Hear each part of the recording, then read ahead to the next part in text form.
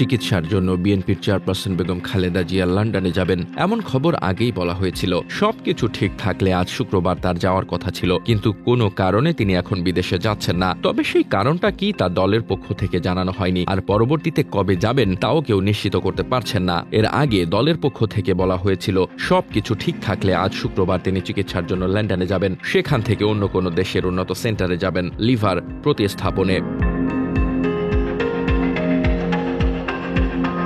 লন্ডনে যাওয়ার জন্য সব প্রস্তুতি নেওয়া হয়েছিল। সাবেক প্রধানমন্ত্রী হিসেবে খালেদা জিয়ার বিদেশে চিকিৎসার জন্য যাওয়ার ব্যবস্থা করতে বিএনপির পক্ষ থেকে পররাষ্ট্র মন্ত্রণালয়ে চিঠি দেওয়া হয়। তার সঙ্গে চিকিৎসক, নার্স সহ আত্মীয় স্বজন যারা যাবেন তাদের ভিসা প্রক্রিয়াও শেষ হয়েছে। তবে অজ্ঞাত কারণে তাতে বিলম্ব ঘটছে। খালেদা জিয়ার মেডিকেল বোর্ডের একজন সদস্য বলেন, ম্যাডামের বিদেশ যাত্রা দেরি হবে, আগামী সপ্তাহে হতে পারে কিংবা আরও পরে হতে পারে। বিদেশ যাত্রার ক্ষেত্রে কিছু জটিলতা তৈরি হয়েছে।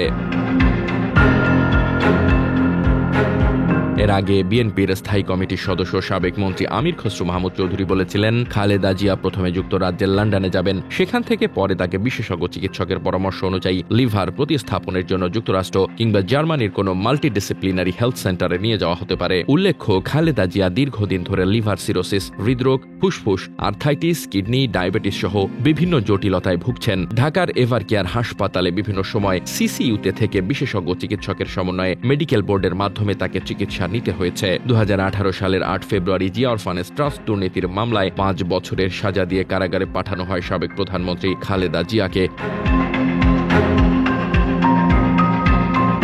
ওই বছরের অক্টোবরে হাইকোর্টে আপিল শুনানি শেষে সাজা বেড়ে হয় 10 বছর। এরপর জিয়া চ্যারিটেবল ট্রাস্ট দুর্নীতি মামলায় আরও 7 বছরের সাজা হয় তার। দেশের করোনা ভাইরাসের প্রাদুর্ভাবের পর পরিবারের আবেদনে সাবেক প্রধানমন্ত্রী শেখ হাসিনা তার নির্বাহী ক্ষমতা প্রয়োগ করে খালেদা জিয়ার দণ্ড 6 মাসের জন্য স্থগিত করেন। এরপর থেকেই গুলশানের বাসা ফিরোজায় আছেন তিনি। এরপর থেকে পরিবারের আবেদনে প্রতি 6 মাস পর পর বিএনপি নেত্রীর মুক্তির মেয়াদ বাড়িয়ে আসছিল বিগত সরকার। এর মধ্যে তাকে কয়েক দফা হাসপাতালে ভর্তি হয়ে চিকিৎসা নিতে হয়েছে। তাকে বিদেশে পাঠানোর জন্য পরিবারের পক্ষ থেকে বেশ কয়েকবার আবেদন করা হলেও বারবার তা প্রত্যাখ্যান করা হয়। শেখ হাসিনা সরকারের পতনের পরদিনই রাষ্ট্রপতি মোহাম্মদ শাহাবুদ্দিন বিশেষ ক্ষমতা বলে সাবেক প্রধানমন্ত্রী খালেদা জিয়ার দণ্ড মওকুফ করেন। এভারকেয়ার হাসপাতালে 1 মাস চিকিৎসাধীন থেকে সর্বশেষ 21 আগস্ট গুলশানের বাসায় ফেরেন তিনি। ডেস্ক রিপোর্ট, বার্তা বাজার।